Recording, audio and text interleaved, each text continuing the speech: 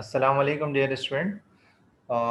आज हम इंशाल्लाह अपने chapter 8 simple harmonic motion, wave motion and sound wave के न्यूमेरिकल्स करेंगे बेटा। ठीक है।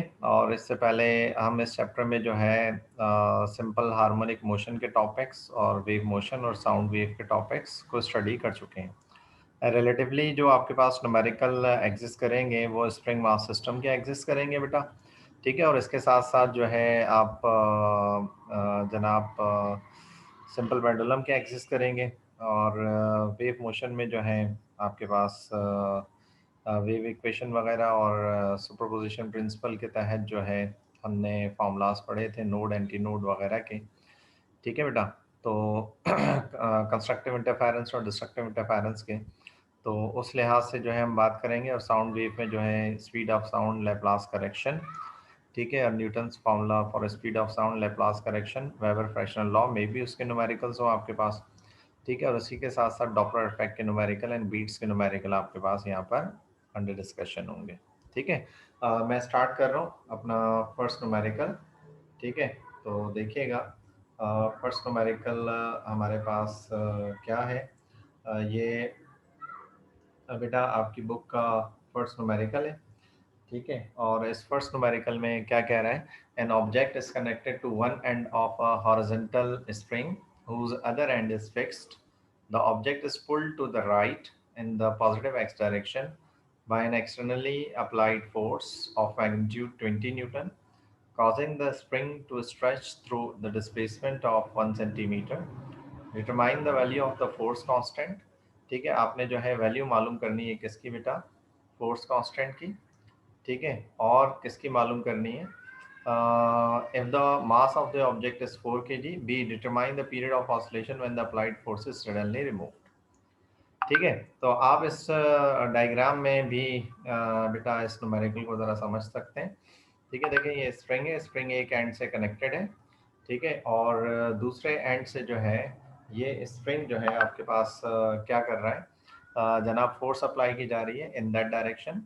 तो ये बॉडी जो है स्ट्रेच होकर इस डायरेक्शन में आ रही है।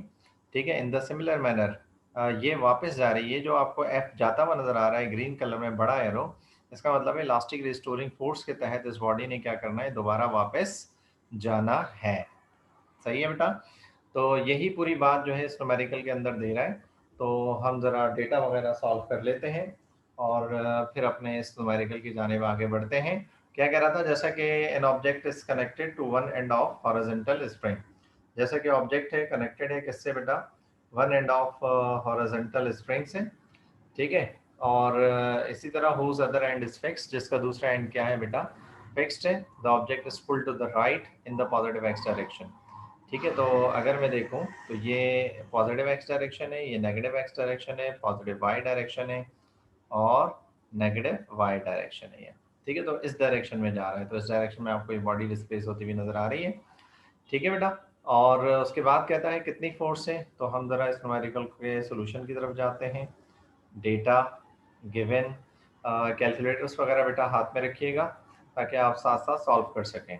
ठीक है। फोर्स आपको गिवन है, कितनी गिवन है बेटा, 20 न्यूटन गिवन है। Causing the spring to stretch through the displacement of 1 centimetre. और डिस्प्लेसमेंट दिया हुआ है कितना बेटा, 1 सेंटीमीटर। 1 डिवाइडेड बाय 100 जो है आप इसे लिख सकते हैं 1 एक्सपोनेंट -2 मीटर। ठीक है बेटा। ये आपने 100 से क्या कर दिया, डिवाइड कर दिया। ठीक है। इसी के साथ साथ जो है क्या कहता है, determine the value of the force constant. ठीक है। आपने क्या मालूम करना है, फोर्स कांस्टेंट की वैल्यू मालूम करनी है। ठीक है। के कहलाता है आपके पास फोर्स कांस्टेंट या स्प्रिंग कांस्टेंट। ठीक है बेटा। ये फोर्स कांस्टेंट कहलाता है या क्या कहलाता है, स्प्रिंग कांस्टेंट कहलाता है, दैट इज के। ठीक है। ये के आपने क्या करना है, डिटरमाइन करना है, ए पार्ट। ठीक है बेटा। ए पार्ट। बी पार्ट क्या कहता है, determine the period of oscillation. आपने और क्या मालूम करना है, पीरियड ऑफ ऑसिलेशन भी फाइंड करना है, टाइम पीरियड भी मालूम करना है। पीरियड ऑफ ऑसिलेशन या आप इसे कहते हैं time period of spring mass system कहते हैं। ठीक है। तो यहाँ तक उम्मीद करता हूँ कि आपको न्यूमेरिकल प्रॉब्लम जो है आप अंडरस्टैंड कर रहे होंगे। ठीक है। और कब करना है जनाब, आगे देखिएगा। आगे क्या कहता है, determine the value of the force constant if the mass of the object is 4 kg। ये हम मास लिखना यहाँ रह गया था, तो हम यहाँ लिख देते हैं मास इज 4 kg। ठीक है। पीरियड ऑफ ऑसिलेशन आपने मालूम करना है when the applied force is suddenly remove, जब अप्लाइड फोर्स क्या हो, सडनली रिमूव हो जाए। सही है। तो सॉल्यूशन देखते हैं बेटा। ठीक है। पहले बात करते हैं फॉर के। के स्प्रिंग कांस्टेंट या फोर्स कांस्टेंट को कहते हैं from Hooke's law. Hooke's law के तहत जो है बेटा हम ये बात जानते हैं, क्या जानते हैं कि वी नो दैट, क्या कि F बराबर होता है के एक्स के। F किसके इक्वल होता है बेटा, के एक्स के इक्वल होता है। सही है। अच्छा, हमने क्या मालूम करना है, के मालूम करना है which is equal to F upon x. ठीक है। F की वैल्यू आपको गिवन है, कितनी गिवन है, 20 न्यूटन गिवन है, और x की वैल्यू गिवन है 1 एक्सपोनेंट -2। अगर आप इसको डिवाइड करेंगे तो ये आ जाएगा तकरीबन 2000 न्यूटन। ठीक है। 2000 न्यूटन जो है आपके पास ये आ जाएगा। चलिए जी, नेक्स्ट पार्ट की तरफ चलते हैं। अब मालूम करना है हमने क्या बेटा, period of oscillation. This is B part for period of oscillation. ठीक है, जिससे टाइम पीरियड कहते हैं। For spring mass system we have. ठीक है। स्प्रिंग मास सिस्टम के लिए हमारे पास क्या है, T बराबर होता है 2 pi under root m upon k. T बराबर होता है 2 pi under root m upon k equal होता है।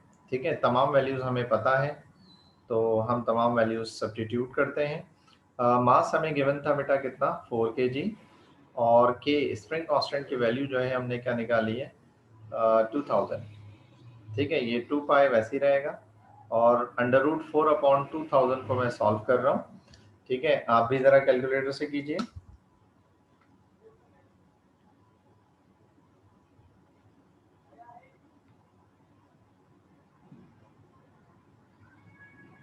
Under root 4 divide by 2000। ठीक है बेटा, ये मेरे पास आ रहा है अप्रॉक्स कितना, 0.0447।